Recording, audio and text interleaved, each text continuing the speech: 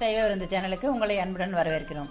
இன்றைக்கி நம்ம சேனலில் பார்க்க போகிறது ரேஷன் அரிசியை பயன்படுத்தி கரகரன்னு மொறுன்னு டேஸ்டியாக சூப்பராக மகிழம்பு முறுக்கு, அதாவது முள்ளு முறுக்கு எப்படி செய்யலான்னு பார்க்க போகிறோம். பார்க்குறதுக்கு முன்னாடி இதுவரையிலும் நம்ம சேனலை சப்ஸ்கிரைப் பண்ணலைன்னா உடனே சப்ஸ்கிரைப் பண்ணிக்கோங்க.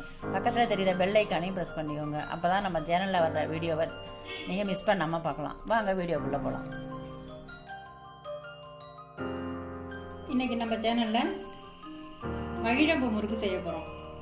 மகிழம்பு முறுக்கு செய்யறதுக்கு மாவோட அளவு என்னன்னு சொல்கிறேன். ஒரு படி பச்சரிசி, அதாவது 1 கிலோன்னு வச்சுக்கோங்க.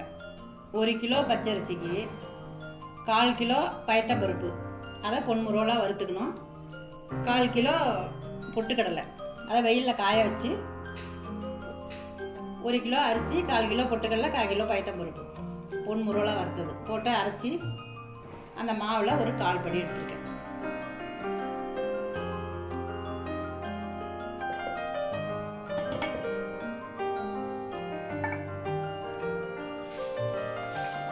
எள்ளு போட்டுக்கிறேன். கொஞ்சம் தான் மாவுங்கத்தால கொஞ்சமாக போட்டால் போதும். எள்ளு போட்டுக்கிறேன். பெருங்காயம், ஊற வச்ச பெருங்காயம் தண்ணி கொஞ்சமாக ஒரு சொட்டுக்கான ஊற்றினா போகிறோம். உப்பு, கல் உப்பு வந்து அரை உப்பாக இருந்தால் போதும். தேங்காய் தூள் வந்து 1/4 மூடி தான் வச்சுருக்கேன். அதில் வந்து 2 ஸ்பூன் ஜீனி போட்டுக்கிறேன். மிக்சியில் நல்லா நைஸாக அரைச்சிக்கணும். தேங்காய் நல்லா நைஸாக தண்ணி விட்டு அரைச்சிருக்கேன். இதை அப்படியே இந்த மாவில் ஊற்றிக்கணும். தேங்காயை நல்லா நைஸாக அரைச்சிக்கணும். அப்படி இல்லைன்னா வெறும் பாலை தான் கையால் பிழிஞ்சு ஊற்றணும். காய் நல்லா நெத்துக்காய்.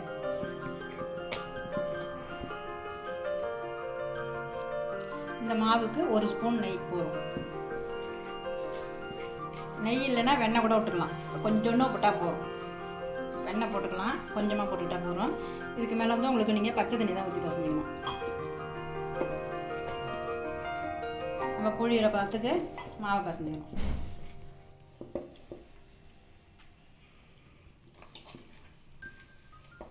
இது வந்து நம்ம ஜீனி போட்டிருக்கிறதுனால உப்பு வந்து அரை உப்பாக போட்டால் தான் உங்களுக்கு டேஸ்ட்டு நல்லாயிருக்கும். 3 கரண்டி எண்ணெய் ஊற்றி பசஞ்சிக்கலாம். எண்ணெய் வந்து நம்ம எதுக்காக அந்த மாவில் பசஞ்சிக்கணும்னு சொன்னால், முறுக்கு வந்து சொரும்பாக இல்லாமல் நல்லா வழவழப்பாக இருக்கும் பார்க்குறது. எண்ணெய் ஊற்றுறதுனால அந்த மகிழம்பு முறுக்கே முள்ளாக இருக்கும். அந்த முள்ளாக இருக்கிறது நல்லா ஷார்ப்னஸாக நல்லா தெரியும். நல்லா மகிழம்பு வச்சுங்கிறது இதுதான் போட்டு இப்போ நான் புழிய போகிறோம்.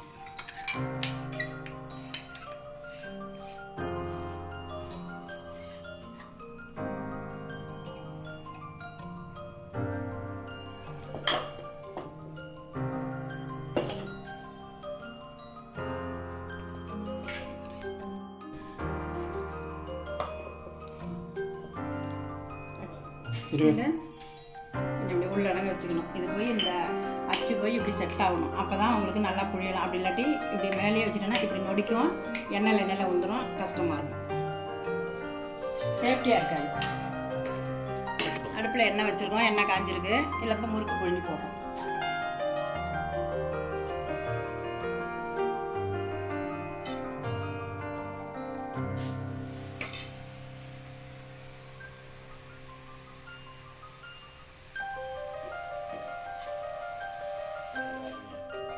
மலை படங்கினதுக்கு அப்புறம் முறுக்கு எடுத்துடலாம்.